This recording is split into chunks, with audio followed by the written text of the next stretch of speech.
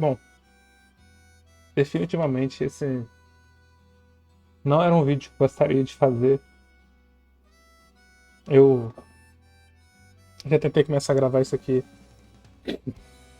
muitas e muitas vezes e toda vez eu começo a chorar e eu desisti de não fazer um vídeo chorando com essa voz que já não é boa, pior ainda. Eu fui pego muito de surpresa com a morte do Akira e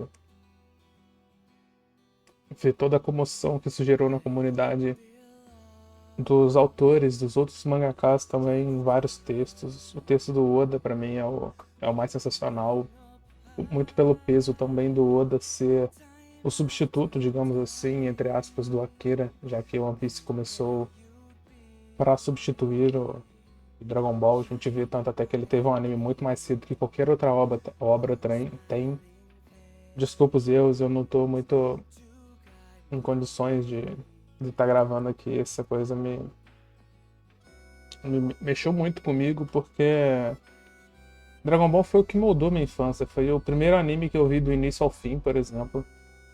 Então, minha paixão por Dragon Ball não,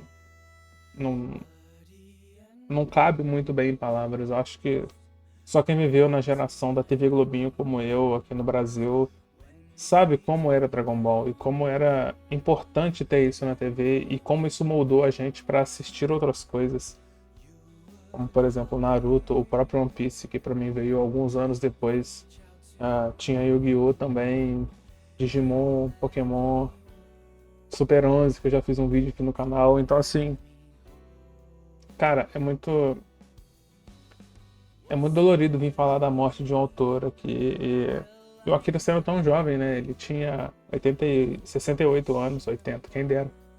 Quem dera ele pudesse viver mais 20 anos, mas nos deixou com seus 68 anos. E eu não quero falar de coisa triste aqui, de especulações, como estão dando, do que pode ser a morte do Akira ou coisa do tipo, porque eu real não sei o que, que é, não, a família não divulgou e isso pouco me importa. O que me importa é que ele nos deixou e seja um acidente, seja uma fatalidade, seja o que for, uma doença, ele não tá mais com a gente. E é isso que é o mais triste, né? A gente vê Dragon Ball Super continuando, por exemplo, e tinha ele como consultor direto, ele aprovava e desaprovava as coisas que o Toyotaro estava fazendo. E a gente via que a obra, mesmo com seus altos e baixos, né, Dragon Ball Super não é uma obra perfeita, assim como Dragon Ball também não é uma obra perfeita. Eu acho que nenhuma obra perfeita, ela tem seus pontos fracos. Ainda tinha o dedo do Akira ali. Não era a arte, não era o roteiro dele, mas tinha a visão dele sobre o que ele aceitaria os seus personagens passarem. Uma coisa que a gente viu diferente em Boruto, por exemplo, que começou sem o Kishimoto, e isso pra mim é muito feio. Mas Dragon Ball Super nunca aconteceu isso, tudo sempre teve uma visão do Akira por trás, mesmo que não seja mais ele fazendo, né?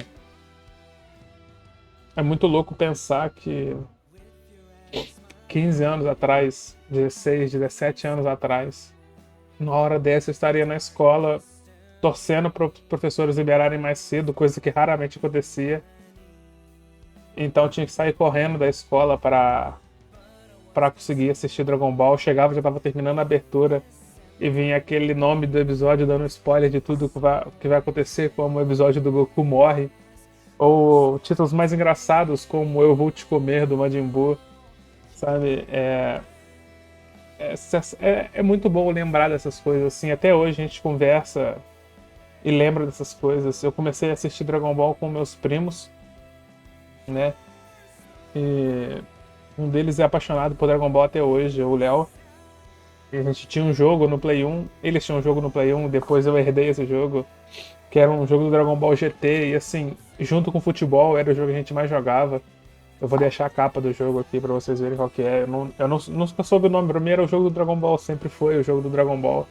E era um jogo sensacional, cheio de códigos pra você liberar os Super Saiyajins e até o Super Saiyajin 4, e assim, cara, como o Dragon Ball, né, mudou toda a perspectiva de vida de muita gente, o jeito das pessoas enxergarem as coisas, as mensagens motivacionais que tinham nele também, de você nunca desistir, de você poder deixar o seu orgulho de lado, que você ainda seria uma grande pessoa como o Vegeta. O Vegeta é o meu personagem favorito de Dragon Ball por toda a construção que ele tem. A cena dele com o Trunks se despedindo e depois se explodindo para salvar todo mundo, mesmo que há minutos atrás, né, pra gente episódios, mas pra ele há minutos atrás, ele dizia e exclamava em alto bom tom que ele odiava estar vivendo daquele jeito, e a gente sabe que não era verdade.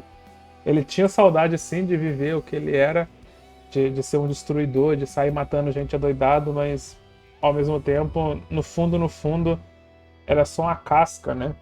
Era só um fingimento por ele não querer aceitar que ele estava feliz. E a gente vê ele em Dragon Ball Super sendo muito feliz, ele levando o Trunks para passear como ele tinha prometido no Dragon Ball Z. Quando a Bra nasce, ele não quer deixar a Bulma pra ir pro Torneio do Poder porque a Bra tá pra nascer. A gente vê em Dragon Ball GT como é que ele virou um pai coruja também.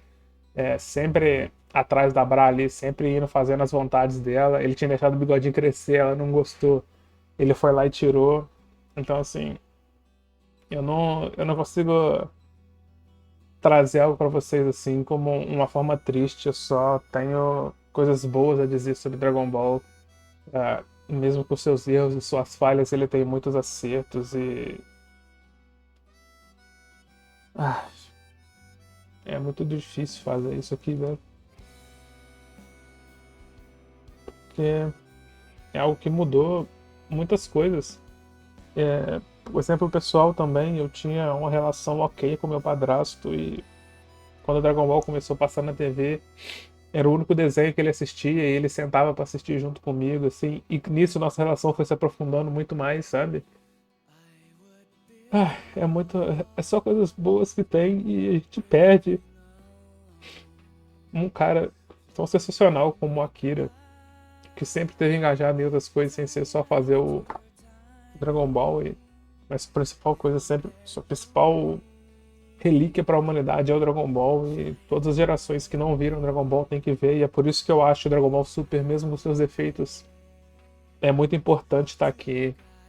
E é muito necessário estar aqui para novas pessoas conhecerem Dragon Ball. Assim como eu falo que a dublagem de One Piece hoje se faz importante para novas pessoas no Brasil conhecerem One Piece, Dragon Ball Super se faz importante para novas pessoas conhecerem uma obra que já acabou, mas que ainda é muito boa e é muito sensacional. E que traz tantas coisas boas pra gente, né? E eu não tenho nada para dizer pro Akira e para quem trabalhou nessa obra ao lado dele. A gente sabe que o mangá não se faz sozinho, mas principalmente para ele, que é a cabeça-chefe de tudo, um dos maiores roteiristas que tem em Battle Shonen, e os roteiros de luta de Dragon Ball também são o seu ponto alto, sim. Todas as reviravoltas dentro da própria luta. Eu não tenho nada além de dizer muito obrigado. Muito obrigado por fazer parte da minha vida e da vida de milhares e milhares de pessoas ao redor do mundo. E como a música que está tocando de fundo diz, que é um tema de Final Fantasy VII, vazio. No momento eu tô vazio. É uma coisa que eu consigo sentir. No primeiro momento eu não consegui nem chorar pela morte do Akira. Eu só travei. É como se o mundo tivesse parado de girar ao meu redor e eu fiquei atônito, como se aquilo não pudesse ser verdade. Eu tinha acabado de acordar quando eu li a notícia. Isso eram 5 da manhã. E agora já são 9. Só agora eu tô tendo forças para sentar na frente do meu computador e fazer alguma coisa, sabe? É duro. É duro. Mas muito obrigado, Akira. Muito obrigado por me introduzir a esse mundo e a me mostrar o valor que é a leitura, né? A gente sempre fala que leitura tem um valor importante, mas muitas pessoas se prendem a livros comuns que são só escritos, e não. O mangá também é uma leitura super importante que traz valores e mensagens de uma forma mais subliminar, mas também algumas vezes muito escancaradas, como já dei o exemplo da mudança do Vegeta. E é isso. Muito obrigado. Que descanse em paz. E nós nunca te esqueceremos. Nunca.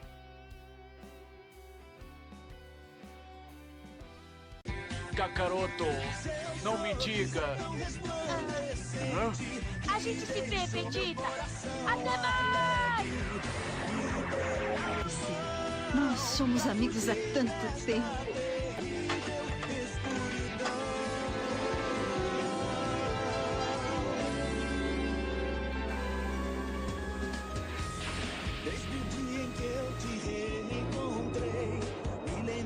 Olha, Shenlong, eu gostaria de visitar uns lugares antes da gente partir, tudo bem?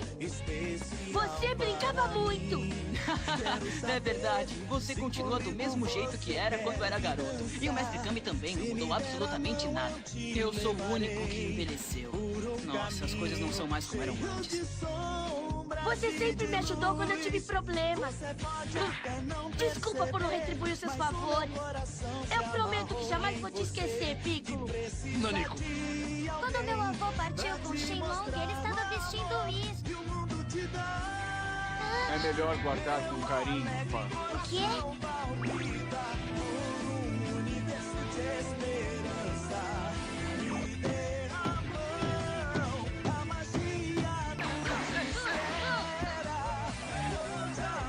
E assim, a história de Dragon Ball chega ao fim. Por este caminho, me dê a mão pra fugir da